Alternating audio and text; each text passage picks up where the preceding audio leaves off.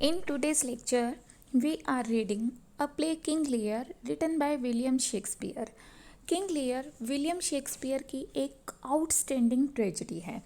ये इतनी आउटस्टैंडिंग है कि इसने हैमलेट नाम की ट्रेजेडी को भी, जो कि शेक्सपियर के द्वारा लिखी गई बहुत ही रिमार्केबल ट्रेजेडी है, काफ़ी फेमस है, उस ट्रेजेडी को भी इसने आउट रैंक किया है। और शेक्सपियर की इस ट्रेजेडी किंग लियर ने सदियों से रीडर्स की लिटरेरी इमेजिनेशन को कैप्टिवेट करके रखा है। किंग लियर की जो कहानी है वो एक बूढ़े किंग पर आधारित है। स्टीफन ग्रीनब्लैट ने तो यहाँ तक लिखा है कि लियर की शेक्सपियर की इस ट्रेजेडी किंग लियर का जो फोकस है वो लियर की फॉलीज है, मतलब किंग लियर के द्वारा की गई मूर्खताओं पर आधारित ही ये प्ले है। और किंग लियर के द्वारा की गई फुलिशनेस के द्वारा ही उसके ऊपर मुसीबतों का एक पहाड़ टूट पड़ता है, उस पर और उसकी फैमिली पर भी।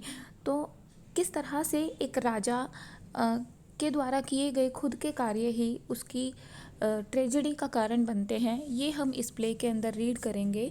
तो चलिए स्टार्ट करते हैं प्ले की कहानी को। The play's action centers on an aging king who decides to divide his kingdom between his three daughters, Goneril, Regan and Cordelia. इस प्ले का जो एक्शन है वो एक बूढ़े किंग की कहानी पर आधारित है। इस बूढ़े किंग का नाम है किंग लियर और इसने अपनी पूरी किंगडम को अपनी 3 बेटियों गोनरिल, रीगन और कॉर्डेलिया में डिवाइड करने का डिसीज़न लिया।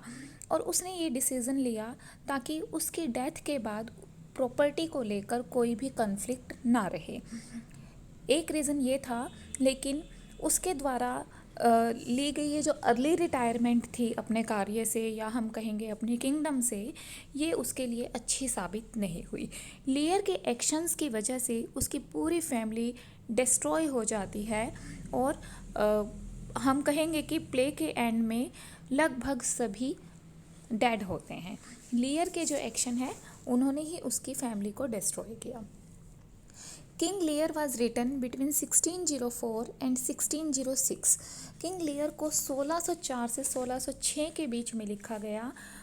ये उस समय लिखा गया जब किंग जेम्स वन ने इंग्लैंड के शासन को संभाल लिया था।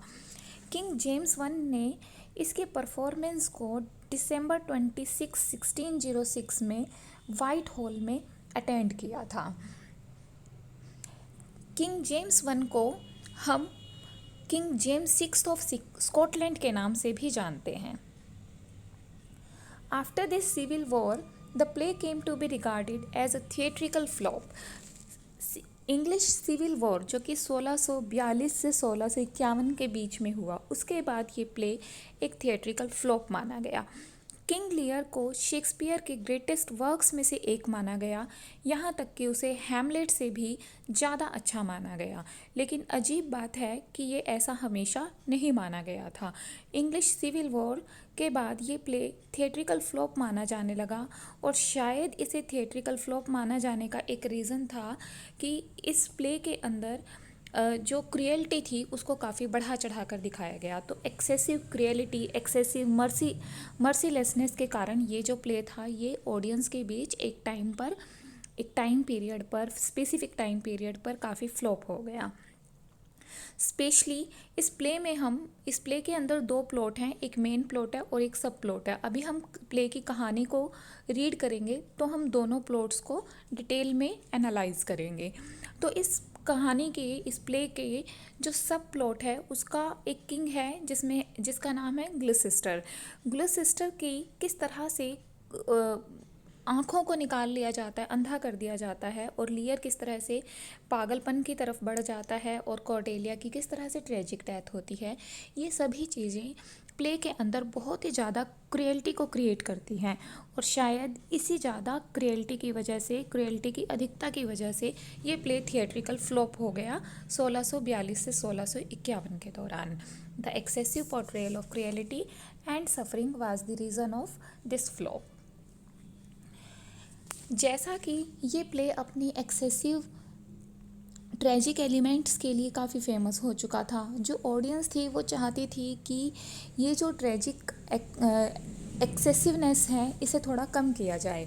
तो नेहम शेख ने 1681 में इसे एक हैप्पी एंडिंग देते हुए दोबारा लिखा। नेहम शेख 1692 में इंग्लैंड के पोएट लॉरेट थे। इन्होंने 1681 में शेक्सपियर के इस प्ले किंग लियर को एक हैप्पी एंडिंग दी, जिसके अंदर उन्होंने बड़े बड़े चेंजेस कर दिए। टेट के इस वर्जन में लियर और कॉर्डेलिया जीवित रह जाते हैं और कॉर्डेलिया एजर से लव करने लगती है और उसी से मैरिज कर लेती है। और स्पेसिफिकली इस प्ले के अंदर शेक्सपियर के एक करेक्टर फूल को, यानी कि जो मस्खरे हैं प्ले के अंदर, उनको हटा दिया गया या मिस कर दिया गया है। अब हम करेक्टर्स की हेल्प से प्ले की समरी को रीड करते हैं। शेक्सपियर की tragedy King लियर mythological लियर of Britain, mythological King Lear of Britain पर आधारित है। प्ले का जो मुख्य करेक्टर है वो किंग लियर खुद है। प्ले के शुरुआत में हम रीड करते हैं कि ब्रिटेन का ये जो किंग है, किंग लियर, ये काफ़ी बूढ़ा हो चुका है और ये चाहता है कि अब जैसा कि वो बूढ़ा हो चुका है तो अपने जो किंगडम का कार्य है उससे वो फ्री हो जाए। और दूसरा वो ये भी चाहता है, वो सोचता है कि अगर वो किंगडम का डिवीज़न किए बिना मर जाता है तो उसके मरने के बाद कोई भी फैमिली कन्फ्लिक्ट या पॉलिटिकल कन्फ्लिक्ट क्रिएट हो सकती है। इसीलिए वो चाहता है कि वो अब अपनी किंगडम को डिवाइड कर दे अपनी तीनों बेटियों के बीच में। उसकी 3 बेटियां हैं, गॉनरिल, रीगन और कॉर्डेलिया। इनमें से कॉर्डेलिया सबसे छोटी है और गॉनरिल सबसे बड़ी बेटी है। लेकिन अपनी प्रॉपर्टी के इस डिवीज़न से पहले किंग लियर ये जानना चाहते थे कि उनकी तीनों बेटियों में से कौन उनसे सबसे ज़्यादा लव करती है, और इसी तथ्य को आधार बनाकर वो डिटरमाइन करना चाहते थे कि उनकी बेटियों में से कौन सी बेटी को उनके किंगडम का कितना हिस्सा दिया जाए। तो इसीलिए जब उन्होंने अपनी बेटियों से पूछा कि वो अपने फादर से यानी कि किंग लियर से कितना लव करती है, तो उनकी दोनों बेटी गोनरिल और रीगन ने उसके इस क्वेश्चन का आंसर बहुत ही बढ़ा चढ़ा कर दिया ताकि वो फादर की प्रॉपर्टी को प्राप्त कर सके। लेकिन कॉर्डेलिया, जो कि उसकी फेवरेट और ऑनेस्ट बेटी थी, उसने और वो तीनों में से सबसे अच्छी भी थी, उससे जब ये प्रश्न पूछा गया तो उसने अपने प्यार को शब्दों में व्यक्त करने से मना कर दिया और कहा कि वह अपने फादर से उतना ही लव करती है जितना कि एक बेटी को करना चाहिए। इस पर किंग लियर को बहुत ही बुरा फील होता है और वो अपनी बेटी कॉर्डेलिया को डिसइनहेरिट कर देता है। अब जब वो अपनी बेटी कॉर्डेलिया को डिसइनहेरिट करता है तो वो किंग ऑफ फ्रांस को बुलाता है और ये न्यूज़ दे देता है। किंग ऑफ फ्रांस से कॉर्डेलिया की मैरिज होने वाली है। किंग ऑफ फ्रांस बहुत ही शॉक्ड फील करते हैं कि कॉर्डेलिया, जो कि बहुत ऑनेस्ट है, जिसके लिए बहुत प्रेज भी करते थे, उसे उन्होंने डिसइनहेरिट कर दिया। लेकिन किंग ऑफ फ्रांस फिर भी कॉर्डेलिया की ऑनेस्टी की वजह से उससे शादी कर लेते हैं। इसके बाद जो किंगडम थी उसको 2 पार्ट्स में डिवाइड करके गोनरिल और रीगन में डिवाइड कर दिया गया। गोनरिल और रीगन दोनों ही बहुत बुरी थी। गोनरिल ने ड्यूक ऑफ अल्बेनी से मैरिज कर ली और रीगन ने ड्यूक ऑफ कॉर्नवेल से मैरिज कर ली। ये हम मेन प्लॉट की बात कर रहे हैं। इस कहानी के अंदर 2 प्लॉट हैं, यानी कि 2 कहानी हैं जो साइड बाय साइड चलती हैं। अभी हम मेन प्लॉट यानी कि मेन कहानी से डील कर रहे हैं। अब हमने क्या रीड किया, कॉर्डेलिया ने किंग ऑफ फ्रांस से मैरिज कर ली और उसे उसके फादर ने डिसइनहेरिट कर दिया। गोनरिल और रीगन के अंदर किंगडम को 2 पार्ट्स में डिवाइड कर दिया गया। गोनरिल ने ड्यूक ऑफ अल्बेनी से मैरिज की जबकि रीगन ने ड्यूक ऑफ कॉर्नवेल से मैरिज की। दोनों ही बहुत बुरी थी और रीगन ने ड्यूक ऑफ कॉर्नवेल से मैरिज कर ली। अब किंग लियर ने अनाउंस किया कि वो अपना आगे का जो समय है वो गोनरिल और रीगन के पास बारी बारी से व्यतीत कर लेंगे, जो कि लियर का एक प्रमुख अब कैंट, जो कि लियर का एक प्रमुख व्यक्ति है, उसने किंग लियर को चेतावनी दी कि वो बहुत बड़ी गलती कर रहा है। लेकिन किंग लियर ने उसे उसकी इस गुस्ताखी के लिए बैनिश कर दिया, या हम कहेंगे कि किंगडम से, राज्य से निकाल दिया। तो मेन प्लॉट में हमने इन 5-6 करेक्टर्स के बारे में पढ़ा। किंग लियर, उसकी 3 बेटियां और तीनों बेटियों के हस्बैंड, और एक अर्ल ऑफ कैंट के बारे में पढ़ा जो किंग लियर को चेतावनी देते हैं कि उन्होंने अपने किंगडम का ये जो डिवीज़न है ये सही नहीं किया है। अब इस मेन प्लॉट के साथ साथ कहानी में एक सब प्लॉट भी चल रहा है। सब प्लॉट क्या है? सब प्लॉट एक ऐसी कहानी होती है जो कुछ अन्य करेक्टर्स को रिप्रेजेंट करता है, अन्य करेक्टर्स को व्यक्त करता है, और ये जो कहानी है ये मेन प्लॉट से ही कहीं ना कहीं जुड़ी होती है। तो अब हम सब प्लॉट को भी थोड़ा सा देख लेते हैं। सब प्लॉट का जो मेन करेक्टर है वो है गुलसिस्टर। ये जो गुलसिस्टर है ये किंग लियर की तरह से ही एक किंग है। इसके 2 बेटे हैं, एजर और एक एलिजिटमेट सन है जिसका नाम है एडमंड। अब एडमंड के बारे में ये एक बोलने की हैबिट रखता है, और क्या कहता है एडमंड को कि यू बास्टर्ड, और एडमंड के बारे में इस तरह से बोलते हुए एडमंड की मदर के बारे में भी वो डर्टी जोक्स बोलता है। लेकिन इनका एक और बेटा है एजर, जो कि इनका लेजिटमेट सन है। और कहानी के सब प्लॉट में एडमिन ग्लूसेस्टर का ये ग्लूसेस्टर को बहुत परेशान करता है और उसे निष्कासित कर देता है। और जो उसका छोटा भाई है जिसका नाम एजर है, ये एजर से क्या करता है, एजर के खिलाफ एक षड्यंत्र रचता है और पब्लिक के अंदर इसके खिलाफ एक बात फैलाता है कि जो एजर है वो गुलसिस्टर को मारना चाहता है। तो ये डर जाता है एजर और वहाँ से भाग जाता है और पुअर टॉम का भेष बनाकर रहने लगता है। ये जो पुअर टॉम है इसे हम टॉम ओ बेडलम के नाम से भी जानते हैं स्टोरी में। अब हम फिर से किंग लियर के बारे में रीड करते हैं कि किंग लियर ने अपनी जो किंगडम थी वो डिवाइड कर दी थी। देखते हैं उससे आगे क्या होता है। किंग लियर अब पूरी तरह से रिटायर हो चुके हैं। उन्होंने अपना पूरा समय गोनरिल और उसके हस्बैंड किंग ऑफ अल्बेनी के साथ बिताना शुरू कर दिया, और उनके साथ एक फूल था। अब ये जो फूल है ये कौन है? ये लियर का पर्सनल कॉमेडियन है, मुख्य कॉमेडियन है। शेक्सपियर की जो ट्रेजेडीज़ हैं उनके अंदर आमतौर पर हम फूल को देख सकते हैं। ये जो फूल होते हैं ये मस्खरे या जोकर का काम करते हैं, ताकि कहानी के अंदर जो ट्रेजिक वातावरण है उसको थोड़ा सा रिलैक्सिंग किया जा सके फूल के द्वारा बोले गए जोक्स के माध्यम से। तो ये जो फूल है ये किंग लियर के साथ ही है यहाँ पर। तो किंग लियर ने इस फूल को अपने साथ रख लिया है और अपने एक सर्वेंट कायश को भी रख लिया है। देखिए, जैसा कि हमने पढ़ा था, जो अर्ल ऑफ कैंट था उसने किंग लियर को चेतावनी दी थी कि वो ये डिवीज़न गलत कर रहा है, तो किंग लियर ने उसको बैनिश कर दिया था। अब यही जो अर्ल ऑफ कैंट है ये क्या करता है, ये भेष बदलकर कायश का भेष बदलकर उसके साथ रहता है एक सर्वेंट के रूप में, नए सर्वेंट के रूप में। तो ये दोनों इसके साथ हैं यहाँ पर।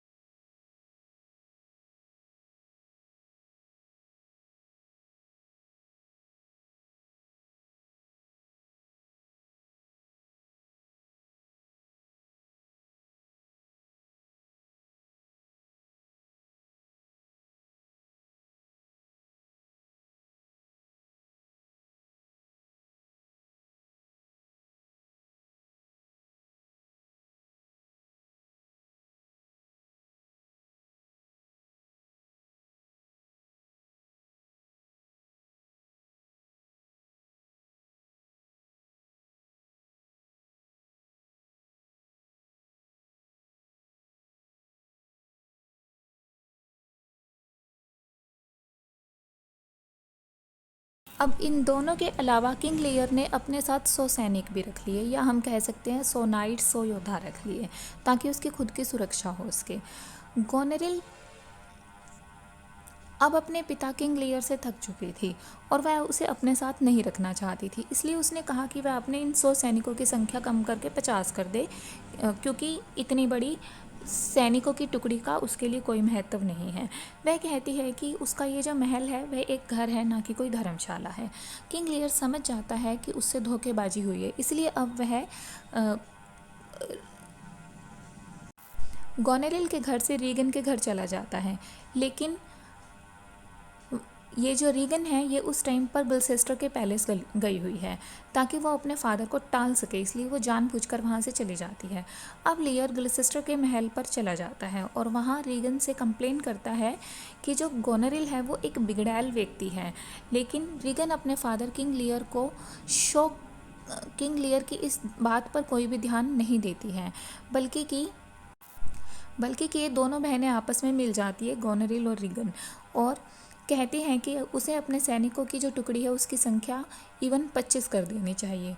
अब किंग लियर को एक बहुत बड़ा शौक लगता है और वो रियलाइज़ करता है कि गोनेरिल और रीगन उससे कोई लव नहीं करती हैं, और उसके द्वारा किया गया जो टेस्ट था ये बिल्कुल ही बेसलेस था। किंग लियर अब दोनों बेटियों को छोड़कर बाहर चले जाते हैं। वह एक बहुत बड़े तूफान के दौरान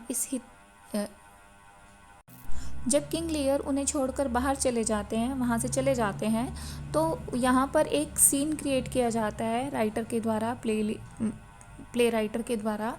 और ये सीन क्या है? ये सीन है लियर इन स्ट्रॉम के नाम से हम इस सीन को जानते हैं, लियर इन स्ट्रॉम। ठीक है, यानी कि तूफ़ान में किंग लियर। ये जो तूफ़ान है उस टाइम पर, ये कहीं ना कहीं लियर की अंतर मनोदशा को भी रिप्रेजेंट कर रहा है। मतलब लियर के मन में जो तूफ़ान चल रहा है वो प्रकृति के अंदर दिखाए जाने वाले तूफ़ान को रिप्रेजेंट कर रहा है। मतलब दोनों एक दूसरे को रिप्रेजेंट कर रहे हैं। ये जो तूफ़ान है, यहाँ इस तूफ़ान के अंदर ही वो एक बंजर भूमि पर, जहाँ बहुत सारी झाड़ उगी हुई है, बड़े से तूफ़ान में है और वहाँ पर वो खड़ा हुआ है। अब वहाँ पर ये पुअर टॉम से मिलता है। अभी हमने रीड किया था सब प्लॉट के अंदर एक करेक्टर पुअर टॉम को। ये पुअर टॉम वास्तव में कौन है? ये पुअर टॉम एजर है, जो कि किंग ग्लिसेस्टर का छोटा बेटा है। अब यहाँ पर ये पुअर टॉम से मिलता है। बेचारा टॉम वास्तव में एजर है। एजर एक नेक्ड और गरीब पागल बैगर के भेष में है इस टाइम पर। उसे थोड़ी बात करने के बाद लियर को एहसास होता है कि क्यों ब्रिटेन की जनसंख्या के लिए उसे बहुत कुछ करना चाहिए था। ठीक है, यानी वो सोचता है कि मुझे ब्रिटेन की जनता के लिए बहुत कुछ करना चाहिए था, इतनी जल्दी अपने किंगडम से रिटायरमेंट नहीं लेनी चाहिए थी। ये वो समय था जब किंग लियर रियलाइज़ करते हैं कि इस वर्ल्ड के अंदर सभी ह्यूमन बींग्स बहुत ही इनसिक्योर हैं, चाहे वो कितने भी रिच हैं या कितने भी पुअर हैं, चाहे कोई राजा है या फिर कोई भिखारी है, सभी इनसिक्योर फील करते हैं। और इसी समय पर वो इस प्ले किंग लियर की बहुत ही फेमस लाइंस बोलता है।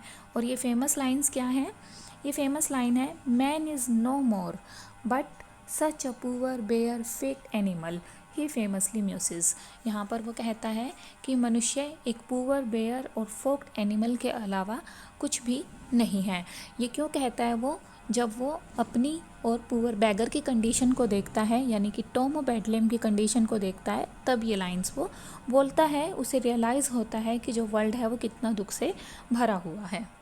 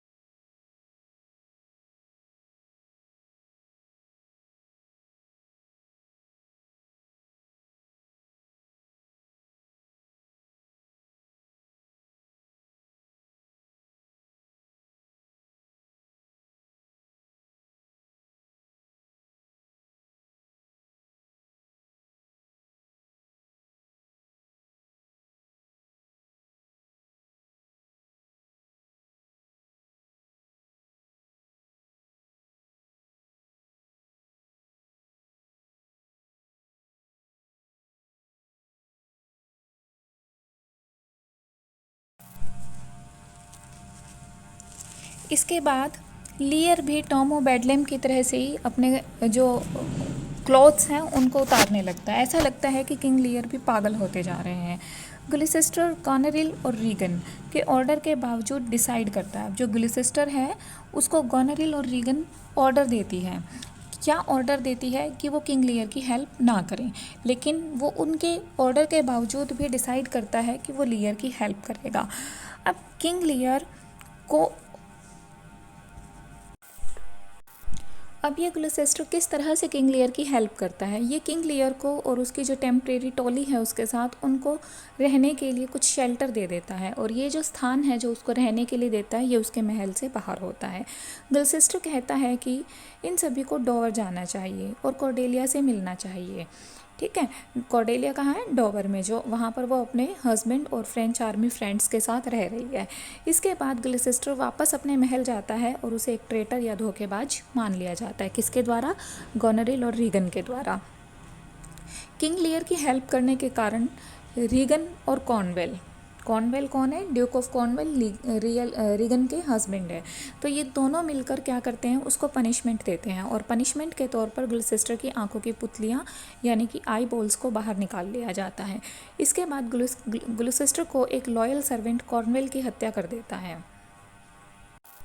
जैसा कि कॉर्नवेल ने और रीगन ने मिलकर ग्लिसेस्टर की आइज़ को बाहर निकाल लिया था, उसको ब्लाइंड कर दिया था, तो उसका एक लॉयल सर्वेंट होता है राजा का, वो क्या करता है? कॉर्नवेल को मार देता है। और जैसा कि इस लॉयल सर्वेंट ने रीगन के हस्बैंड कॉर्नवेल को मार दिया, तो रीगन उस सर्वेंट को मार देती है। एडमिन गॉनरिल को अपने महल ले जाता है और दोनों के बीच अफेयर शुरू हो जाता है। ये एक अन्य इवेंट है जो यहाँ पर कहानी में बताया गया है। उसी समय उन्हें ड्यूक ऑफ कॉर्नवेल की डेथ के बारे में इंफॉर्मेशन मिलती है। गॉनरिल को चिंता होने लगती है कि उसकी जो बहन है, अब ये जो गॉनरिल और रीगन है ना, ये दोनों ही एडमंड से लव करने लगती है और इनका एक इलीगल अफेयर एडमंड से होता है। अब जैसा कि रीगन है वो विडो हो जाती है, ड्यूक ऑफ कॉर्नवेल को लॉयल सर्वेंट ने मार दिया, तो गॉनरिल को चिंता होती है कि उसकी जो न्यूली विडोड बहन है वो एडमंड के साथ हुकअप ना कर ले। और दूसरी तरफ जो बेचारा टॉम है वो कहता है कि वह सुसाइड में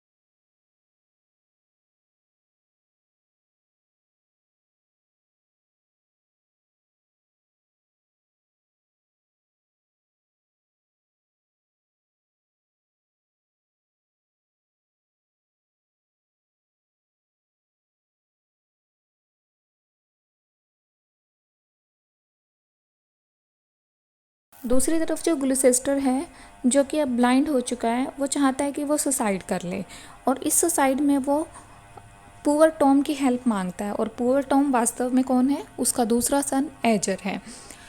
अब जो टॉम है वो कहता है कि वो ग्लूसेस्टर की यानी उसके फादर की सुसाइड में हेल्प करेगा, लेकिन वो ग्लूसेस्टर से एक ट्रिक खेलता है और उसे विश्वास दिलाता है कि वो एक पहाड़ी से कूदा है। जब ग्लूसेस्टर जैसा कि अंधा हो चुका है तो वो एक छोटी सी ऊंची जगह से नीचे कूद जाता है, तो वो उसको विश्वास दिलाता है कि वो एक बहुत बड़ी पहाड़ी से कूदा है, और लेकिन जैसा कि वो बच जाता है, तो ये जो पुअर टॉम है ये कहता है कि ये एक संकेत है कि गॉड चाहते हैं कि जो ग्लिसेस्टर है वो सुसाइड ना करें। इस तरह से वो अपने फादर ग्लिसेस्टर को सुसाइड करने से बचा लेता है। अब ये सभी डोवर पहुंच चुके हैं और वहाँ सीरियस वायलेंट एक्शन होता है। गोनेरिल का एक सर्वेंट है ओसवाल्ड। गोनेरिल का एक सर्वेंट कौन है? ओसवाल्ड।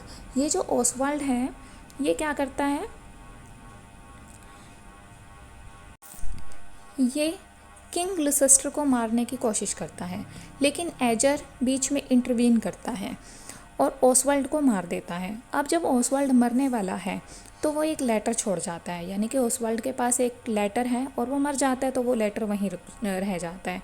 और ये जो लेटर है इसमें क्या लिखा हुआ है, ये लेटर गोनेरिल ने एडमंड के लिए लिखा है और इस लेटर में लिखा है कि उसके हस्बैंड अल्बेनी को मार दे। एडमंड को क्या कहती है वो, कि वो ड्यूक वो जो है वो उसके हस्बैंड को मार दे, ड्यूक ऑफ अल्बेनी को मार दे, ताकि वो दोनों साथ रह सकें। ये लेटर रीड करके एडजर को रिलीज़ होता है कि उसका भाई एडमंड बहुत ही धोखेबाज है। अब काफ़ी सहने के बाद फाइनली लियर अपनी बेटी कॉर्डेलिया से मिलता है, जो कि कहती है कि वो अपने फादर से नफ़रत नहीं करती है। और जल्दी ही कॉर्डेलिया की जो फ्रेंच आर्मी है वो गोनेरिल और रीगन की ब्रिटिश आर्मी से बैटल हार जाती है और कॉर्डेलिया और लियर को बंदी बना लिया जाता है। एडमंड सीक्रेटली एग्जीक्यूशन के आदेश देता है। एडमंड क्या करता है, गोनेरिल और कॉर्डेलिया और लियर को एग्जीक्यूशन के आदेश दे देता है। लियर और कॉर्डेलिया प्रिजन में हैं। वहीं गोनेरिल और रीगन इस बात पर झगड़ रही होती है कि एडमंड किसे मिलेगा। इस बात का पता लगने पर एल्बेनी को बहुत गुस्सा आता है। ड्यूक ऑफ एल्बेनी जो कि गोनेरिल के हस्बैंड है, उनको जब पता चलता है कि दोनों बहनें एडमंड के लिए लड़ रही हैं तो उसे बहुत गुस्सा आता है।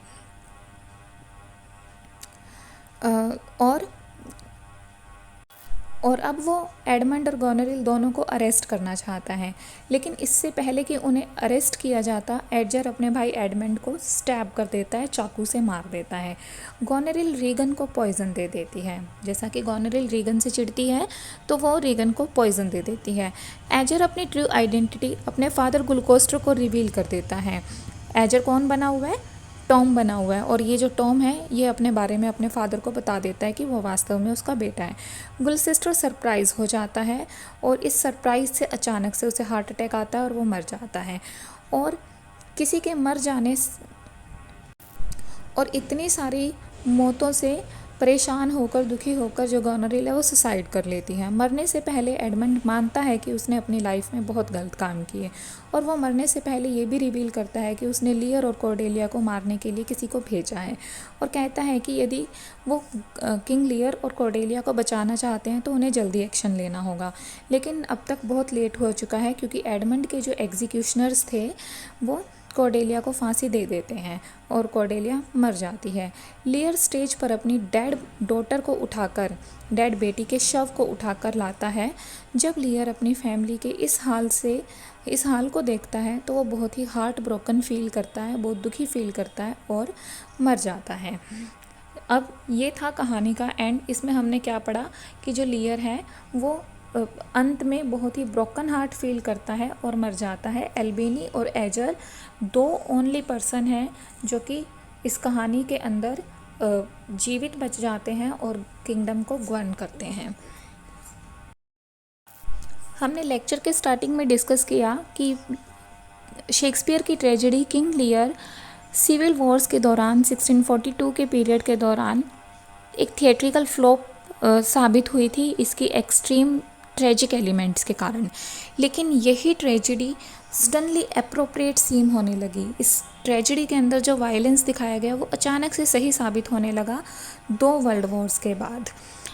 ठीक है, और ये जो प्ले था ना, ये एक ऐसा प्ले था जिसे जी.बी. शाह एक फेमस ब्रिटिश राइटर हैं, बहुत प्रेज़ किया और उन्होंने लिखा कि no man will ever write a better tragedy than Lear, कि कोई भी व्यक्ति लियर से अच्छी ट्रेजेडी कभी भी नहीं लिख सकता है। ये किसने कहा? जी.बी. शाह ने कहा। वहीं लियो टॉल्स्टॉय जो कि एक फेमस रशियन राइटर हैं, लियो टॉल्स्टॉय, इन्होंने किंग लियर नाम की इस ट्रेजेडी को बहुत ही डिसलाइक किया और कहा कि इसका जो प्लॉट है वो बहुत एग्जैगरेटेड है और कैरेक्टर्स और लैंग्वेज बहुत ही पोम्पस हैं।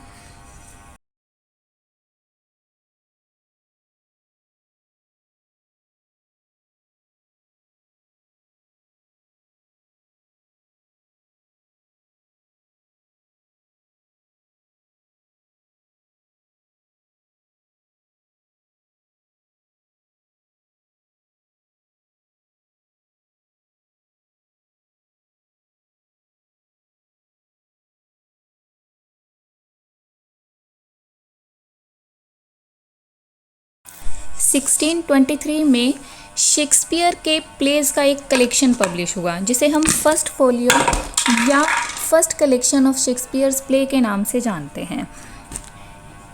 सिगमंड फ्रॉयड ने अपने critical essay the theme of three caskets में शेक्सपियर के प्ले मर्चेंट ऑफ वेनिस की स्टोरी को, मर्चेंट ऑफ वेनिस में जो कास्केट्स थे, थ्री कास्केट्स थे, उस स्टोरी को एक्सप्लेन किया और साथ ही साथ उन्होंने इस क्रिटिकल एसे में किंग लियर की थ्री डॉटर्स में जो सिंबलिज्म था उसको भी एक्सप्लेन किया। उनके अनुसार जो ये थ्री डॉटर्स थी ये थ्री फेट्स को रिप्रेजेंट करती थी। किंग लियर की जो तीन बेटियां थी वो तीन भाग्यों को रिप्रेजेंट करती थी। इनका मानना था Cordelia was Atropos, Greek goddess of death. Cordelia को उन्होंने ग्रीक गॉडेस ऑफ डेथ यानी कि एट्रोपोस के रूप में रिप्रेजेंट किया। Since she refuses to speak when Lear ask her to profess her love, क्योंकि उसने जब फादर ने उनसे अपने लव के बारे में पूछा तो उन्होंने अपने लव के बारे में बोलने से मना कर दिया। तो इस तरह से वो नियति को यानी कि होने वाली डेथ को रिप्रेजेंट कर रही थी।